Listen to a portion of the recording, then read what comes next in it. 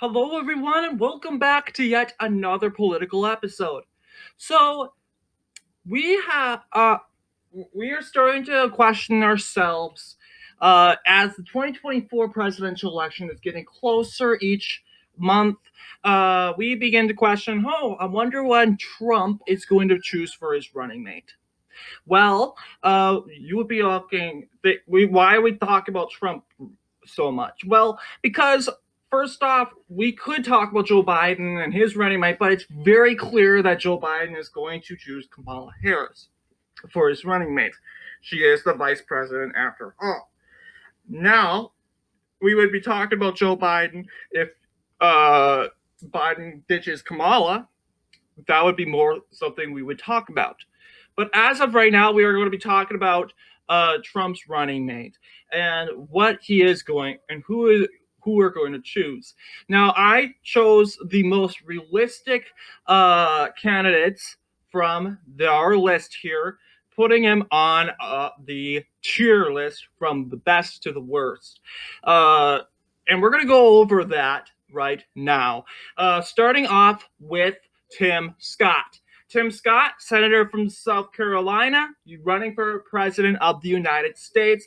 I am putting him on the supermajority because he has a pretty good electoral history, a very impressive one at fact, and he's also a really good argumenter. He was on the View and he basically creamed the View.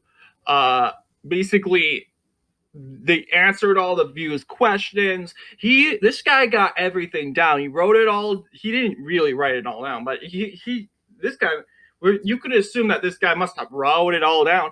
And he's been in the political career for a very long time. And I think with the knowledge that Tim Scott has, he could very much benefit. Donald Trump would very much benefit and support said Tim Scott for this.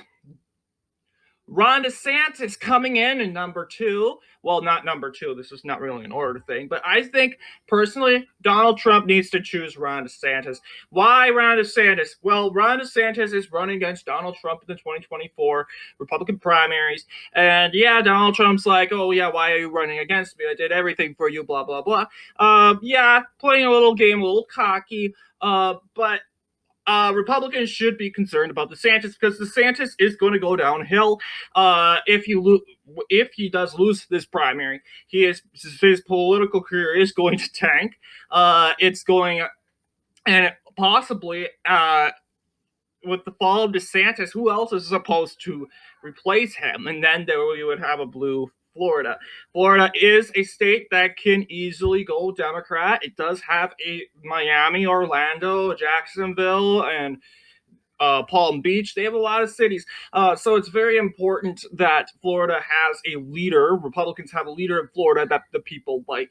So I would encourage Mr. Trump to really go for DeSantis, despite DeSantis going at Trump. I think Trump and DeSantis would work very well with each other. They both share the core beliefs, and I think they do a very good job when running this race when it comes to that. So coming in number letter A, excuse me. Letter A we have is Ted Cruz. Now, Ted Cruz is United States Senator from Texas. He is not running for president. He instead is running for his seat in Senate seat in the United States Senate. However, he remains a good vice presidential option. He is I would say, a good Trump ally, despite clashing with Trump in the 2016 primaries. That would very much, despite clashing with him, Cruz kind of lowered himself down for Trump and really supported and aided Trump, especially through the election fraud and the election allegations of 2020.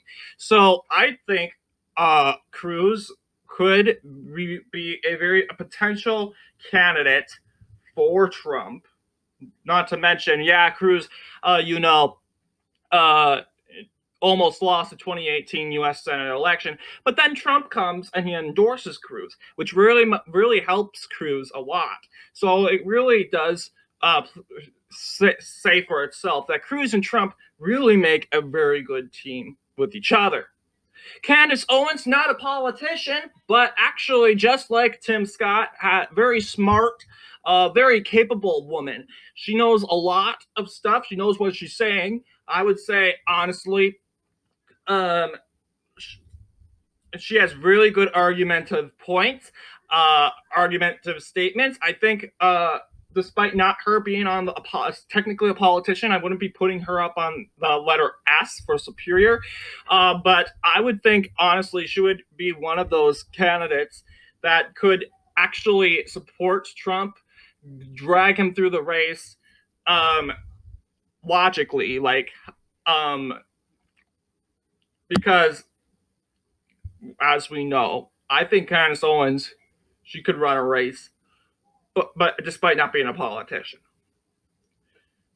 So Senator Kennedy, older guy. However, he has a great electoral history. He has won re-election in his highest margin ever in 2022. He has a great approval rating.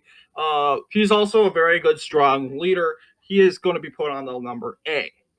Youngkin being a swamp Republican, many of you, however, he is very accepting to the MAGA community and the suburban conservative community. He is being put on the letter A. On how he managed to win the election of 2021 in the Virginia election by swaying in Trump and suburban voters that normally doesn't really work.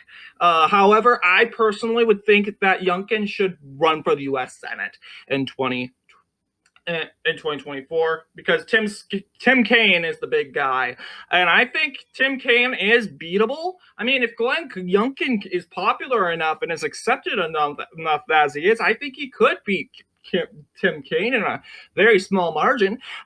So when it comes to the Senate seat, I think the GOP should take advantage of Tim Kaine being in the U.S. Senate for a while. People are like, okay, let's move on. And Republicans, depending on the 2023 Virginia elections, I think Glenn Youngkin should consider running for the U.S. Senator. Tom Cotton, U.S. Senator from Arkansas, is an option.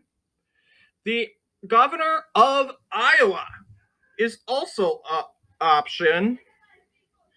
Let's see what her name is. Kim Reynolds.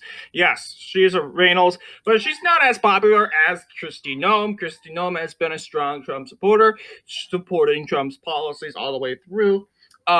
She would be I would say she would be a good runner. People generally like her in the state of South Dakota. However, I would put her more like a B. Kristi, I would say, okay, so Kari Lake, people say Kari Lake's the star. I agree, but she couldn't win the 2022 gubernatorial election, which shows that there are some people that are hesitant, especially in our own state of Arizona. Sure, if you choose Kari Lake to be your VP, you have a chance of winning Arizona. Very, very true. And I think that's the VP really is an important take. But Kari Lake has been hammered by the media, the controversial media also. Senator Vance, too young. And when I say young, I mean too young in the Senate. He's been in the Senate for 2 years. I think personally he should be in there for 4 or 6 years if he's going to be considered a candidate in the 2024, not even a candidate, a vice presidential candidate in the race. Nikki Haley, former governor of South Carolina. We talked how a lot of us think that she can't win. Polls say it all. Joe Biden would easily win against Nikki Haley. However, I would say Nikki Haley would do much better than Mike Pence. Nikki Haley is a strong ally of Donald Trump. And I would say Nikki Haley would let Trump take the lead of it all.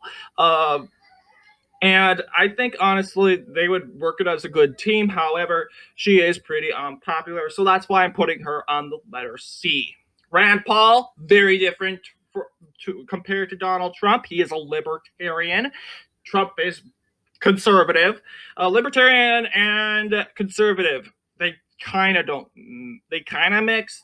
However, Rand Paul does had a little opinion, a couple opinions on Trump, that and some stances on Trump that uh, seemed very different here. Marjorie Taylor Greene would be a disaster.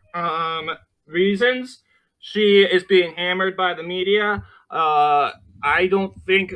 I think choosing Marjorie Taylor Greene personally would be a shoot in the foot option.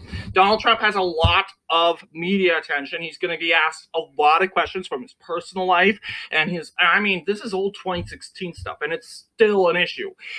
He has to talk about a lot of Trump controversies, insurrection, and his tenure in office from 2017 to 2021. He has all that to combat. Also, he has to talk about Marjorie Taylor Greene upon that. That's going to make a lot of issues. So I don't doubt that Marjorie Taylor Greene would make a good ally with Donald Trump, and they would work pretty well together. But I think when it comes to actually public opinion, like and actual performance, Democrats could easily win many arguments against them. Letter E. We excluded the F because I couldn't really find anyone that was really bad. But E. We have Joe Lombardo, the governor of Nevada. He is not, I would say, leaning toward a rhino Republican. He's kind of hitting there. He is gun control. He's anti-Trump. He is backed Biden, recognizing him as the president-elect of 2020. So I think, yeah, Joe Lombardo and Donald Trump would be a horrible mix. So he's definitely on letter E. Mike Pence is also on the letter E. He is a poor electoral record on top of that. I think it was pretty bad to choose Mike Pence to begin with, despite his 2012 victory in Indiana. A huge underperformance. Despite that, Mike Pence is a social Republican and Donald Trump, conservative. They don't mix. They had their clashes, they had their arguments. And Mike Pence, basically, who wouldn't stand against certifying the electoral results of 2020, was pretty much the last straw. It severed Trump-Pence relations. And therefore, well, yeah, Pence is trying to rebuild those relations by backing Trump in the indictment, but the toxicity is still existing for quite some time, for 3 years. And I think, honestly, Trump should just move on from Pence. Brian Kemp for sure is not going to be Trump's pick. It's very unrealistic. He's on this list, but this is not my trial list, so it wasn't even my doing. Despite being popular in the state of Georgia, he has denied Trump's election fraud allegations. He would not cooperate with the Trump administration for investigating the election in Georgia. And he had graduated Biden firsthand. So that really does show the toxicity, which still exists. Trump didn't endorse, what's his name? Brian Kemp, instead endorsing David Perdue. No, Perdue, not Peru. Perdue for the governor, and he obviously lost.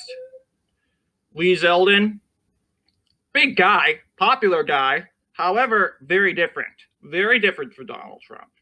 I would say he's more social Republican than Mike Pence, and they do not mix well. Like Zeldin had backed Trump with in many controversial issues. However, he has spoken out against Trump in multiple comments he has made, and I fear, like, okay, that's this relation. Like, if Zeldin gets chosen to be vice president, uh, like Trump's running mate, this is going to fall apart pretty. So yeah, this relationship between a Trump Lee running campaign would be kind of disastrous. It would probably fall apart very quickly. So what do you guys think? Please let me know in the comments. Do you think who do you think should be Trump's running mate? I am surprised Mike Lindell isn't on this list. Like Mike Lindell, strong Trump ally, probably the strongest Trump ally um, ever. I think Lindell would be a perfect choice, but he's not on this list. And he's not a politician. He's from Minnesota, and I probably would be kind of biased. But then again, it's all for you guys to decide. Which candidate would best benefit Trump in winning the 2024 election? Anyway, thank you all for watching. I'll see you guys in the next one.